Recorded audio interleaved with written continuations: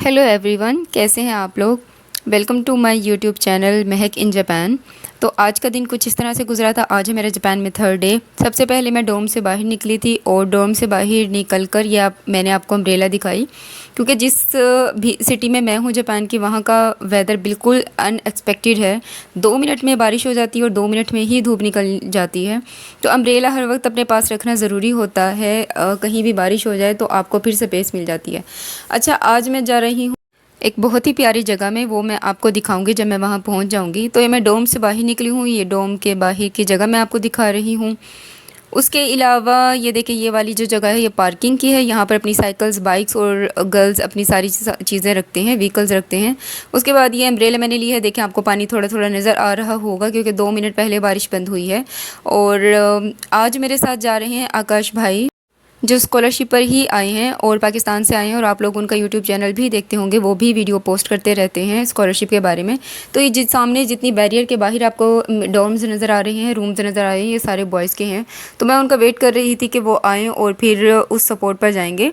तो ये आगे थे आकाश भाई, तो उनके साथ मैं एक जगह को विज़िट करने गई थी। अच्छा, ये आकाश भाई ने न्यू आईफ़ोन लिया है। उनका पाकिस्तान में थर्ड डे है और आते ही उन्होंने आईफ़ोन बाय कर लिया है। तो मैं उनका आईफ़ोन दिखा रही थी कि कितना प्यारा आईफ़ोन उन्होंने लिया है, और मैं उनको ट्रीट का कह रही थी कि आप ट्रीट दें और आपने इतना अच्छा आईफ़ोन लिया है। और ये देखिए कितना प्यारा कलर है और इसका रिज़ल्ट भी बहुत ही अच्छा है। इन्होंने आईफ़ोन 11 लिया है। आईफ़ोन 11 इनको काफ़ी ज़्यादा रीज़नेबल प्राइस में इधर मिल गया है, पाकिस्तान से अगर कंपेयर करें तो। उसके बाद ये मैं आपको रास्ता दिखा रही थी। रास्ता बहुत बहुत बहुत खूबसूरत है। ये वाले जिस एरिया में मैं हूँ, ये बहुत ही प्यारा एरिया है जापान का, बहुत खूबसूरत। यहाँ पे देखें, बहुत ही ज़्यादा, आप अगर वॉक पर भी निकलते हैं सुबह के टाइम तो ये बहुत ज़्यादा प्यारा लगता है। बहुत ज़्यादा ठंडी हवा होती है इस वाले एरिया में। तो ये मैं आपको सारा एरिया दिखा रही थी। बहुत ज़्यादा ग्रीनरी थी, बहुत ज़्यादा सुकून था इस एरिया में। उसके बाद हम डॉर्मेट्रीज़ के एरिया से बिल्कुल बाहर आ गए थे। ये इनके यहाँ पर मॉल्स और आपको यहाँ की शॉप्स नज़र आएंगी। यहाँ पर 7-Eleven भी है जो ओपन रहती है। उसके अलावा यहाँ पर यूनियन स्टोर भी है और यहाँ पर वेजिटेबल स्टोर्स भी हैं। और यहाँ का मुझे ट्रैफ़िक का रूल्स और ट्रैफ़िक का सिस्टम बहुत ज़्यादा पसंद आया है जापान का, क्योंकि यहाँ पे बहुत ही अच्छा सिस्टम है, आप इजीली क्रॉस कर सकते हैं। उसके अलावा आपको मैं ड्रग स्टोर दिखा रही थी। यहाँ का ड्रग स्टोर भी ये मेरे एरिया का है। और आगे फिर मैं चलती रही हूँ, क्योंकि जापान में इतना चलना पड़ता है। यहाँ पर बग़ैर साइकिल के, बग़ैर आपके गाड़ी के यहाँ पर गुजारा नहीं है। उसके बाद ये मैंने मैप देखा है। मैप देखने के बाद हमें दूसरी तरफ जाना था, तो हमने जल्दी से ये रास्ता देखा और डायरेक्शंस ओपन की। और डायरेक्शंस ऐसी थी कि आज हम 2-3 बार गुम हुए हैं।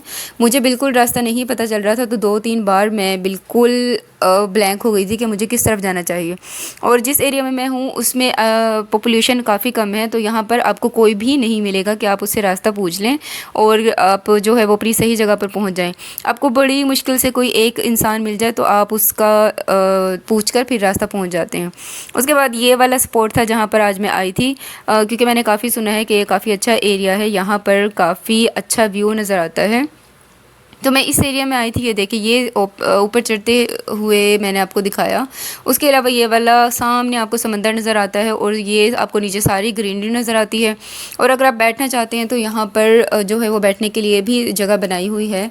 आप किसी दिन आप ऐसा कर सकते हैं कि आप अपना लंच बना कर लेकर आएँ, आप अपना खाना स्नैक्स बना कर लेकर आएँ और आप यहाँ पर टाइम स्पेंड करें। यहाँ पर बहुत ही अच्छा व्यू नज़र आता है। उसके बाद यहाँ पर आप अपने इंजॉय कर सकते हैं व्यू को। और यहाँ पर देखें, बारिश हुई थी, तो बारिश के बाद काफ़ी अच्छी लग रही थी ये जगह। उसके बाद ये मैंने आपको दिखाया, ये हिस्ट्री के बारे में बताया हुआ था इस जगह की, और इस एरिया की सारी हिस्ट्री यहाँ पर मेंशन थी कि क्या क्या यहाँ पर हो चुका है और कौन कौन सी बिल्डिंग्स यहाँ पर कितनी ज़्यादा पुरानी है। ये देखिए, यहाँ सारी बिल्डिंग्स इस एरिया के बारे में बताया हुआ है जिस जगह में मैं हूँ। आपको नज़र आ गया होगा कि मैं किस एरिया में हूँ, ऊपर ये मेंशन किया हुआ है नाम। और ये देखने के बाद मैंने थोड़ा सा व्यू एंजॉय किया। व्यू बहुत ही बहुत ज़्यादा खूबसूरत और पुरसुकून था। यहाँ आकर आपकी मेंटल हेल्थ बिल्कुल अच्छी होने वाली है।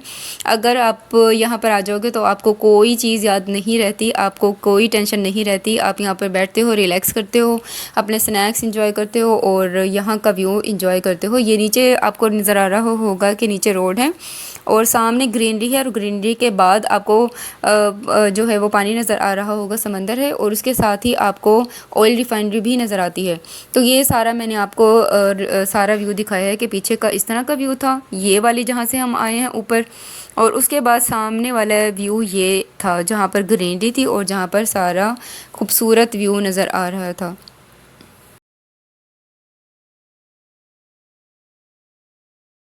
یہ اس سپورٹ سے واپس اترتے ہوئے میں آپ کو دکھا رہی ہوں۔ آپ لوگ یقین نہیں کریں گے کہ 55 منٹس میں واک کرتی رہی ہوں یہاں پر، مجھے بالکل راستہ نہیں سمجھ آ رہا تھا، کیونکہ سارے جتنی بھی آپ کو یہاں پر راستے نظر آئیں گے وہ بالکل سیم نظر آتے ہیں، جتنی بلڈنگز ہیں وہ بالکل سیم نظر آتی ہیں، تو آپ کو بالکل پتہ نہیں چلتا کہ آپ کو کس طرف جانا چاہیے۔ میں 55 منٹس یہاں پر واک کرتی رہی ہوں، ایک ایریا سے دوسرے ایریا میں چلی جاتی تھی اور دیکھتی تھی کہ یہ تو وہی والا ایریا جہاں سے میں نکل کر آئی تھی۔ تو اتنا زیادہ آج مجھے پرابلم ہوئی ہے کیونکہ ابھی میرے پاس ڈائریکشنز نہیں تھی، میپ نہیں تھے، آکاش بھائی جا چکے تھے اور میرے پاس ڈائریکشن نہیں تھی، تو میں اکیلی یہاں پر تھی اور یہاں پر بہت ہی زیادہ مجھے مشکل ہوئی۔ یہ دیکھیں آپ کو آس پاس کوئی انسان نظر نہیں آ رہا ہوگا۔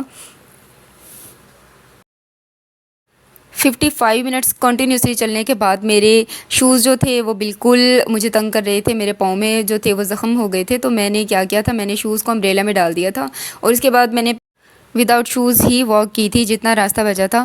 اور یہاں پر مجھے کافی زیادہ درخت نظر آئے تھے جہاں پر کافی فروٹس لگے ہوئے تھے، تو میں نے یہاں سے امرود یعنی پیڑ بھی توڑ کر کھائے تھے، تو وہ بڑے مزے کے تھے۔ اس کے بعد جیسے تیسے کر کے میں 1 گھنٹے کے بعد اپنے ڈورم میں واپس آ گئی تھی، اور یہ آپ کو سامنے میرے ڈورم کی بلڈنگ نظر آ رہی ہوگی۔ ڈورم کے آنے کے بعد میں نے جلدی سے کھانا بنایا تھا۔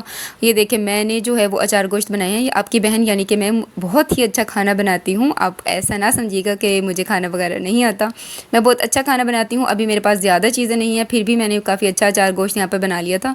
اچھا یہاں پر کافی حلال شاپس اویلیبل ہیں جہاں سے آپ ایزیلی بائی کر سکتے ہیں میٹ، اور یہ چکن میں نے بنایا تھا۔ یہاں پر آپ کو مسجد میں بھی اسٹور مل جاتا ہے جہاں سے آپ ایزیلی بائی کر سکتے ہیں اپنے حلال گوشت، آپ کو بیف بھی مل جاتا ہے اور آپ کو چکن بھی مل جاتا ہے۔ اس کے بعد فروزن میں پراٹھے لے کر آئی تھی، تو میں نے پراٹھے جو ہیں وہ بنائے تھے، اور فروزن پراٹھا کیونکہ چپکا ہوا تھا، تو یہ جب میں نے اتارا تو تھوڑا سا ٹیڑھا ہو گیا تھا، گول اس میں نہیں ہے۔ ابھی میں نے روٹی بنانا شروع نہیں کی کیونکہ میرے پاس انڈکشن والا جو ہے وہ اسٹوو ہے۔ اس طرح کے دیکھے پراٹھے بنے تھے، اس کے بعد میرے پاس اچار تھا، اس کے بعد میرے پاس اچار گوشت تھا، اور میں نے پھر یہ جلدی سے اپنا کھانا فنش کیا تھا کیونکہ میں اتنی زیادہ چل کر آئی تھی، اتنی زیادہ بھوک مجھے لگی ہوئی تھی۔ میں نے جلدی سے کھانا فنش کیا، کھانے کے بعد میں نے چائے پی، چائے پینے کے بعد میں کافی تھک گئی تھی، میں نے تھوڑی دیر ریسٹ کیا، اور آج کا دن کچھ اس طرح سے گزرا تھا، اور ملتے ہیں کل۔ اگر ویڈیو اچھی لگی ہے تو لائک ضرور کیجیے گا، سبسکرائب کر دیجیے گا، اور ساتھ ہی میں اسکالرشپ کی ویڈیو بھی ضرور اپلوڈ کروں گی کیونکہ سیشن جو ہے وہ اسٹارٹ ہونے والے ہیں موسٹ یونیورسٹیز میں، تو اپڈیٹڈ رہیے گا، سبسکرائب کر لیجیے گا، ویڈیو کو لائک کیجیے گا۔ Thank you.